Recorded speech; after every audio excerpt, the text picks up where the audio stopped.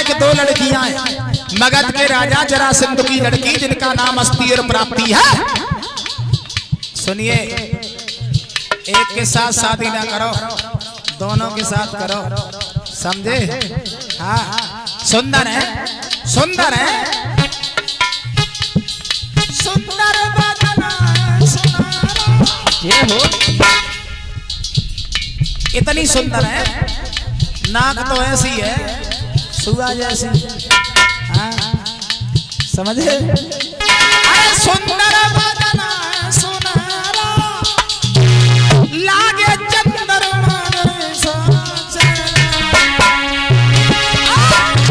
सुनिएगा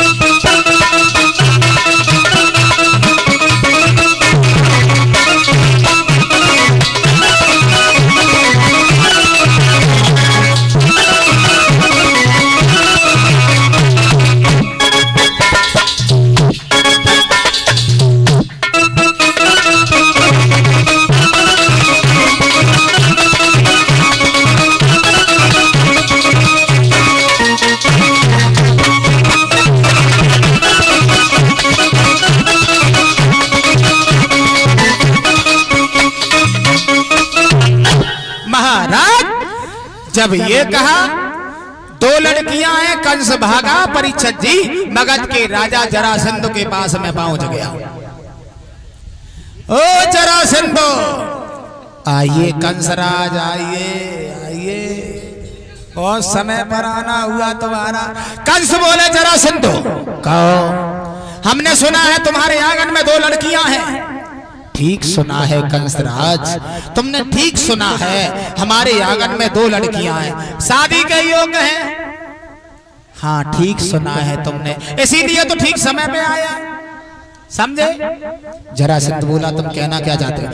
कहना नहीं चाहते, दोनों बेटियों की शादी हमारे साथ में करो, मौकी और क्या देख रहे, समझे?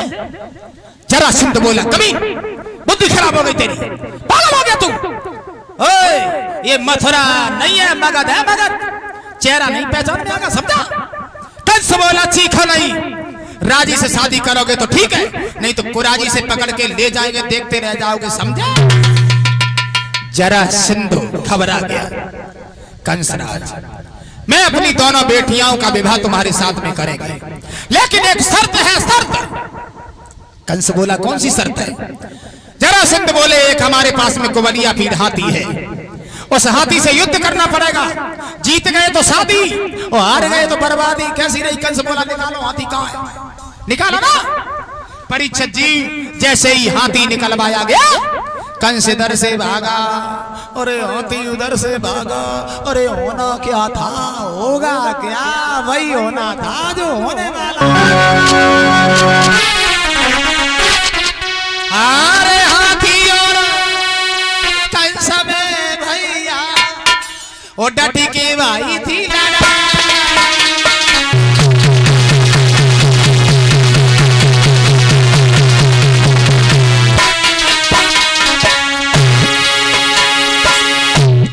इधर से हाथी दौड़ा, उधर से कंस भागा। अरे होना क्या था हमारे नौजवान साथियों,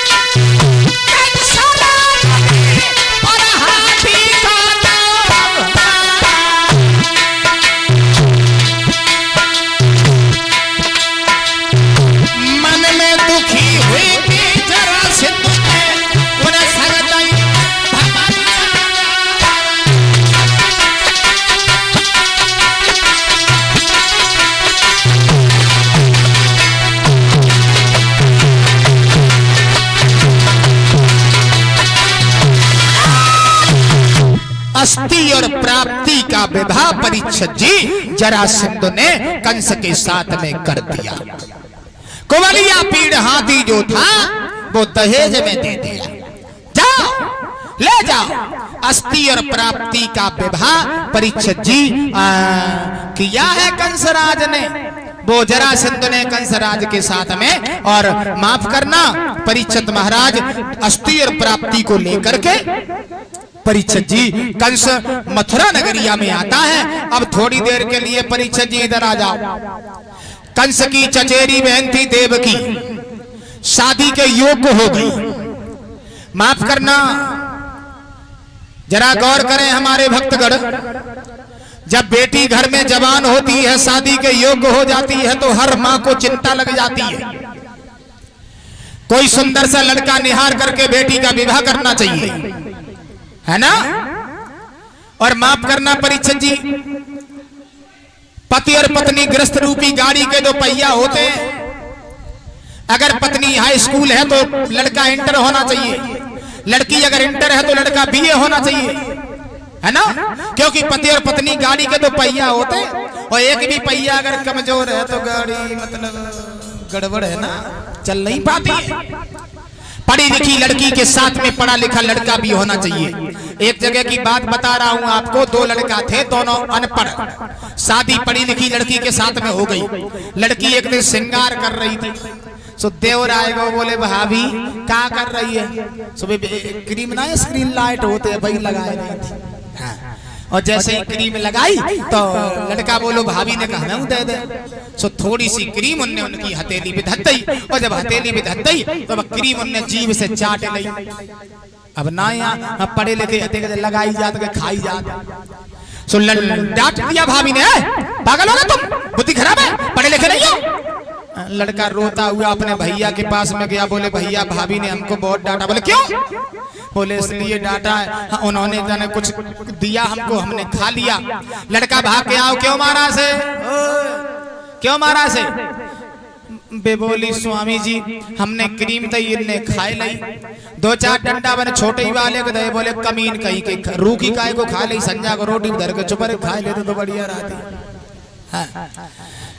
तो माफ करना होता है ना, पढ़ी लिखी शादी, लड़की की शादी अनपढ़ पति के साथ में हो जाए तो फिर गाड़ी चलने में बड़ी परेशानी होती है।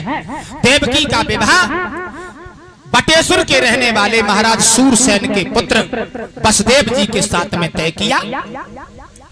नाई और पंडित जी को भेजा, जा पंडित जी ये लगुट्ठी का ले जाओ, हमारे मित्र बसदेव जी को चढ़ा के आ, और कह देना जल्दी बारात लेके आ जाए, मैं अपनी बहन का विवाह तुम्हारे साथ में कर रहा है। परीक्षित जी माफ करना, बटेश्वर के रहने वाले महाराज सूरसेन के पुत्र बसदेव बारात लेकर के आए देवकी के साथ में विवाह करने के लिए।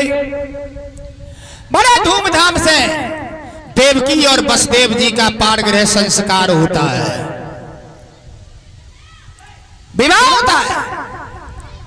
माफ करना मेरे भाइयों, जब देवकी और बसदेव जी का विवाह हो गया, पाणिग्रह संस्कार हो गया, तो आप लोग जानते हैं परीक्षित जी, जब हमारी बेटियां ससुराल को जाती हैं तो उनके आंखों में आंसू भरे आते हैं, है ना। बहनाएं हमारी बहुत रोती हैं। क्यों रोती हैं? क्योंकि उनका परिवार छूट रहा है, उनका घर छूट रहा है। मैं अपनी बहनाओं से एक निवेदन करना चाहूंगा कि हे बहनाओं, घर से जब तुम जाओगी तो एक बात याद रखना, कुल की मर्यादा का उल्लंघन नहीं करना। पहले हमारी बहनाओं की जब शादी हुआ करती थी तो हमारी बहनाएं चलती थी तो हमारी माताएं बहनें भाई बंधु शिक्षा दिया करते थे कि हे देवियों तुम ससुराल में जा रही हो तो एक बात याद रखना। कौन सी?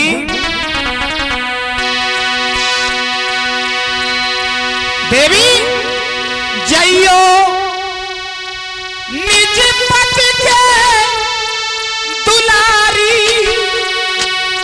हे बहनाओ एक बात याद रखना, बहनाओ एक बात याद रखना, ससुराल में जब पहुंच जाओ तो मायके की धौंस कभी किसी को नहीं देना कि हमारे मायके में हमारे भैया के रेले चल रही हैं, दुखी हो जाओगी, जीवन में कभी सुख नहीं मिलेगा। ससुराल में तुम्हारे अगर दुख मिलता है तो दुख काट लेना, मुसीबत काट लेना, ये पहले शिक्षाएं दी जाती थी। जइयो निज पति के दुलारी, हरि अपनो धर्म निभइयो। हे बहनाओ, और गृहिणी की नाई रहे।